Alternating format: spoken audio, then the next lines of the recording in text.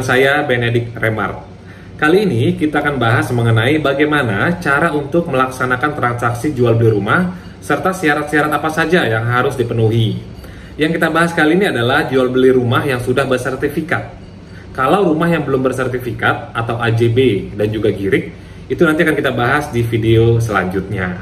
Dan juga kali ini kita bahas adalah jual beli rumah antara orang dengan orang, bukan orang dengan developer ataupun orang dengan badan hukum. Mengenai hal tersebut nanti akan kita bahas juga di video selanjutnya. Oke, kita akan bahas kali ini adalah mengenai transaksi jual beli rumah antara orang dengan orang. Ada 3 hal yang harus kamu perhatikan. Yang pertama adalah kamu harus melakukan pengecekan sertifikat terlebih dahulu. Itu wajib, ya. Kamu harus melakukan pengecekan sertifikat di kantor pertanahan setempat, atau kamu bisa meminta bantuan PPAT, pejabat pembuat akta tanah, untuk melakukan pengecekan sertifikat tersebut. Proses pengecekan itu kurang lebih sekitar 3 sampai dengan 5 hari kerja. Itu bisa lebih ataupun bisa kurang, tergantung daerah masing-masing. Ya, setelah melakukan pengecekan dan hasilnya pengecekan sertifikat adalah oke, clear, tidak ada kendala, maka kamu penjualan pembeli bisa melanjutkan untuk tahap yang kedua. Yang kedua adalah melaksanakan pembayaran pajak-pajak ke negara. Nah, untuk penjual itu nanti ada kena pajak. Pajaknya adalah 2,5% dikali nilai transaksi. Dan untuk pembeli, pajaknya adalah 5% dikali transaksi kurang NPO PTKP, atau ada pengurangan setiap daerah. Contoh di Kota Bekasi. Di Kota Bekasi itu ada pengurangannya adalah 60 juta rupiah nilai objek pajak yang tidak kena pajak. Jadi misalnya transaksi kamu 500 juta rupiah nih. Nah, 500 juta rupiah itu dikurangi 60 juta menjadi 440 juta.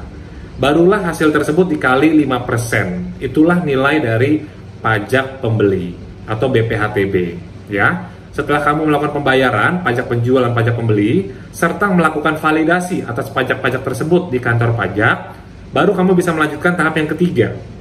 Tahap yang ketiga adalah penandatanganan akte jual beli di hadapan PPAT, pejabat pembuat akta tanah. Nah, untuk penandatanganan akte jual beli di hadapan PPAT, untuk penjual yang harus hadir adalah suami dan istri. Diingat, suami dan istri, kecuali jika pertama, penjual masih lajang. Nah, itu bisa bertindak sendiri.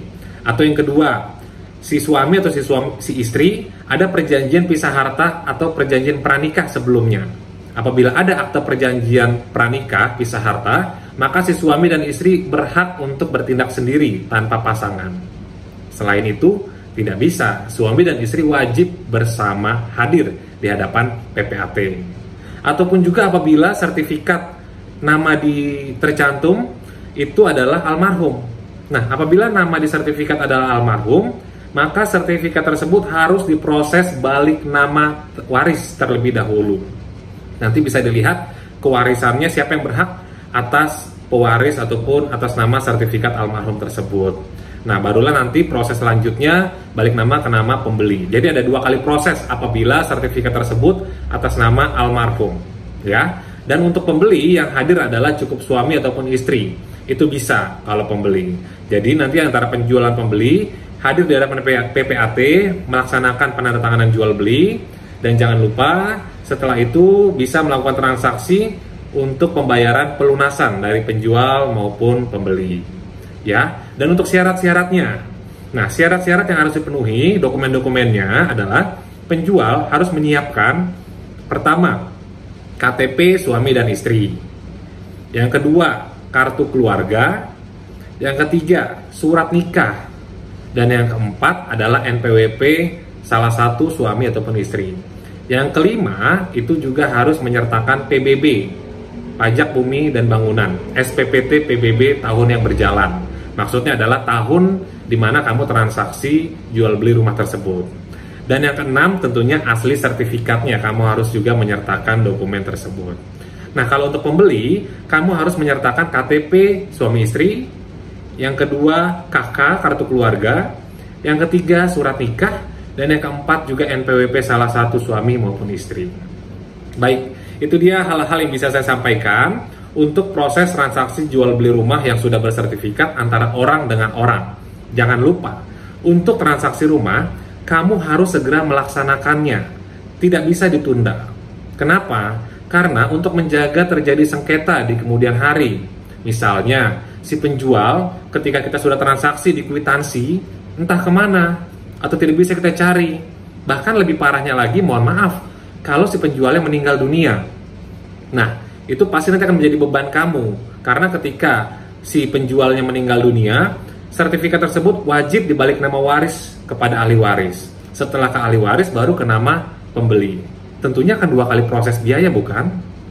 Nah, itu dia jadi yang membedakan rumah benda tidak bergerak dengan barang-barang lain yang diperjualbelikan. Berbeda dengan kendaraan bermotor, pakaian, atau apapun yang kamu bisa transaksi hanya menggunakan kwitansi ataupun secari kertas perjanjian saja. Tapi jika rumah, itu wajib kamu laksanakan di hadapan pejabat pembuat akta tanah yang berwenang. Oke, itu dia beberapa hal yang bisa saya sampaikan. Buat kamu yang ingin ditanyakan, bisa isi dalam komentar ya di video ini. Oh iya, jangan lupa untuk like serta subscribe video ini. Bye-bye.